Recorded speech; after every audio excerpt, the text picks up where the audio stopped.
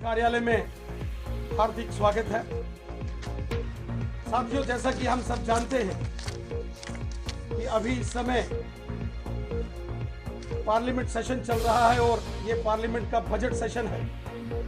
केंद्र सरकार ने अभी 2021-22 के इस वित्तीय वर्ष का बजट पार्लियामेंट के अंदर पेश किया है।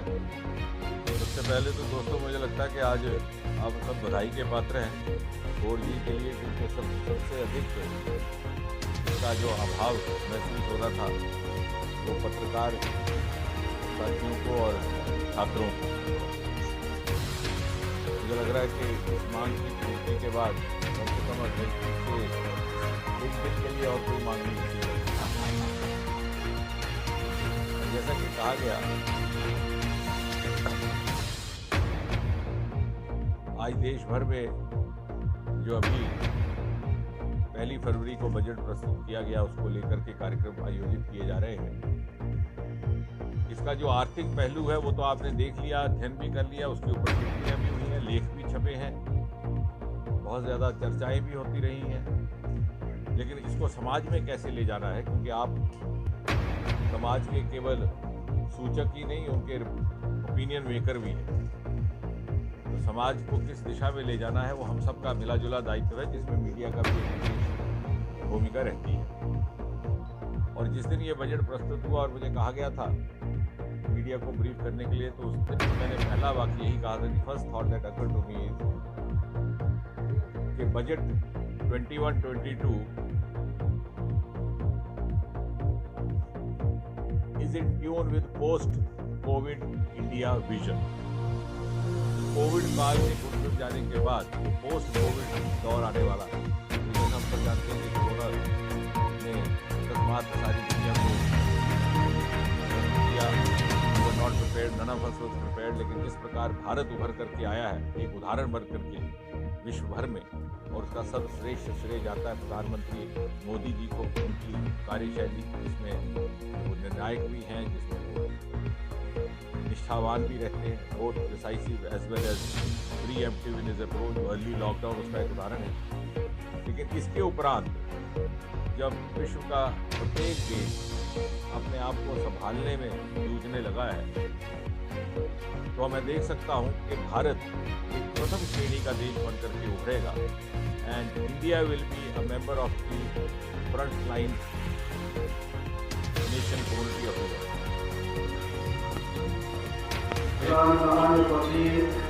इसके साथ क्या है, 40 साल या 30 साल में आपने मेजर कॉन्फ्रेंस में एक अच्छे बातें रहे, तो उसके साथ साथ लोगों की जो डिमांड से वो पूरा नहीं कर पाएंगे। तो अब हमने यहाँ पे अपनी पार्टी की तरफ से जो हमारे इस वक्त मेहमान खुसूसी डॉक्टर फरीदा खान साहिबा बैठी है, और हमारे अशरफ ऋषि साहब जो हमारे सीनियर लीडर भी है, वो एक्स प्रभारी भी है।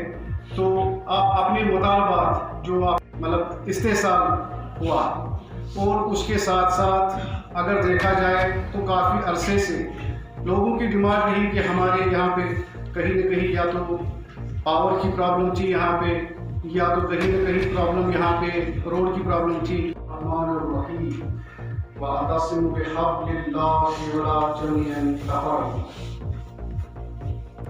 सबसे पहले आपके खिदमत में अस्सलाम वालेकुम अर्ज करना चाहता हूँ। इसमें हमारे मेहमान खुसूसी जो इस वक्त की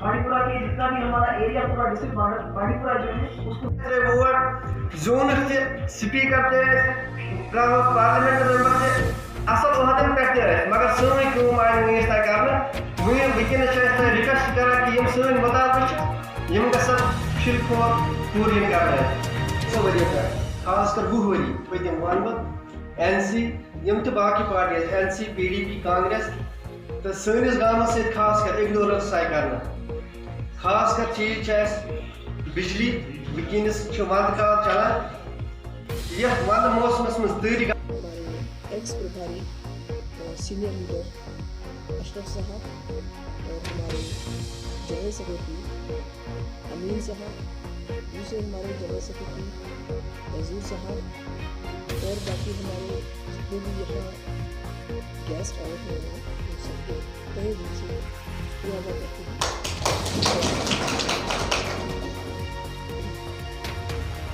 आज ही मुझे मौका मिला है बांदीपुरा में कि जो यहाँ की जो परेशानियाँ हैं उस पर हम एक साथ भारतीय जनता पार्टी की ओर से बैठ करके शेयर करें बात।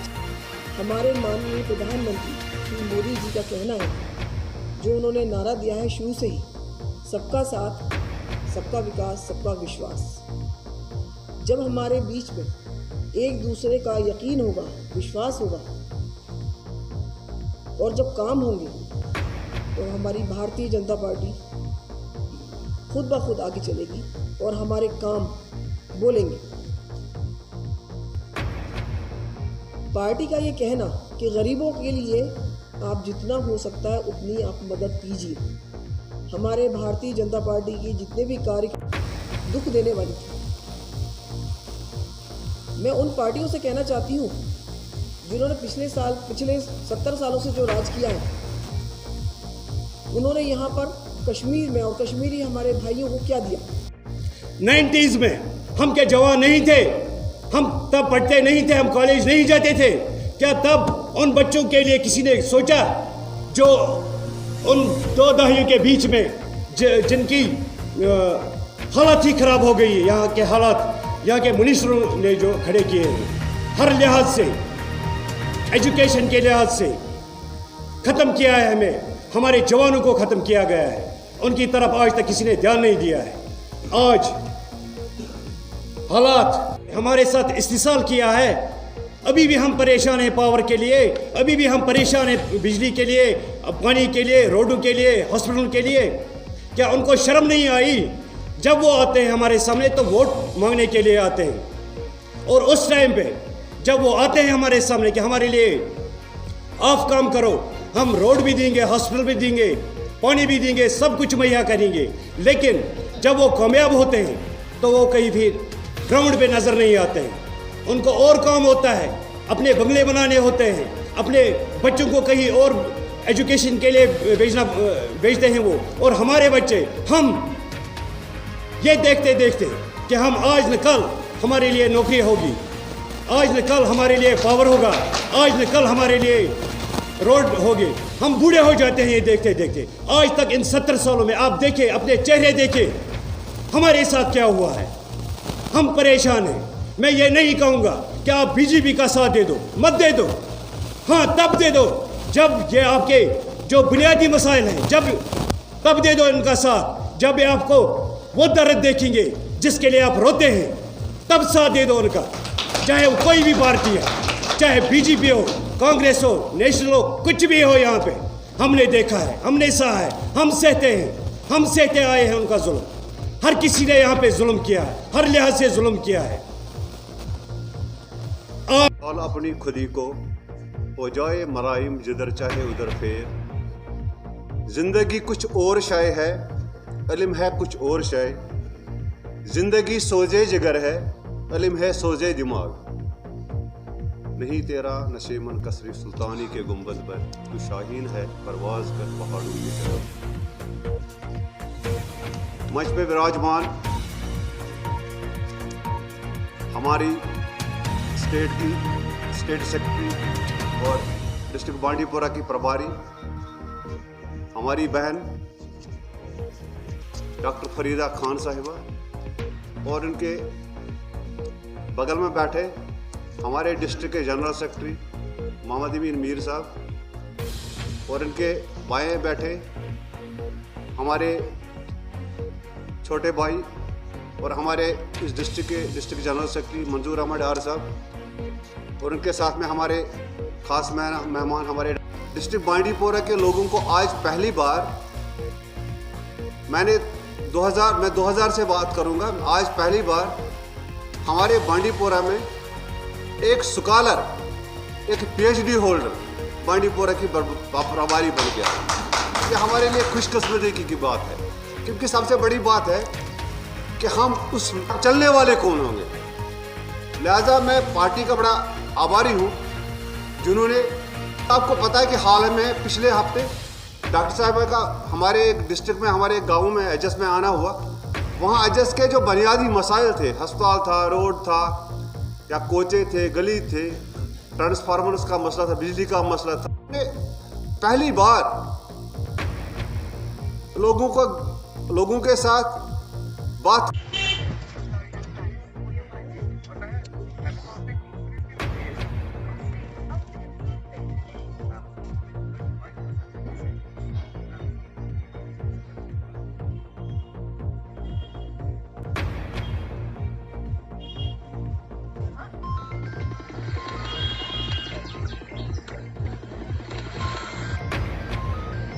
सर, बड़ी खुशी की बात है कि जम्मू कश्मीर में तकरीबन 1-1.5 साल के बाद सेंट्रल गवर्नमेंट ने एक बार फिर जो 4G नेटवर्क है उसको खोल दिया है।